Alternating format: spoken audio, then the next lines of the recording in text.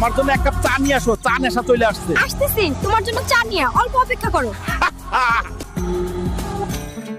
বাজার থেকে একটা ইলিশ মাছ নিয়ে আয়, আজ ইলিশ মাছ ভাজা খাবো। ঠিক আছে দিদা, এখনই যাচ্ছি। আজকে সবাই মিলে বাড়িতে ইলিশ মাছ ভাজা খাবো।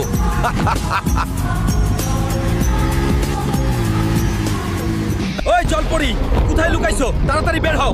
এই আমার উঠানে এত হাঙ্গামা কিসের রে? তোমরা আসলে আমার কাছ থেকে কি চাও? তুই কোথায় রে? ও হাল্ক!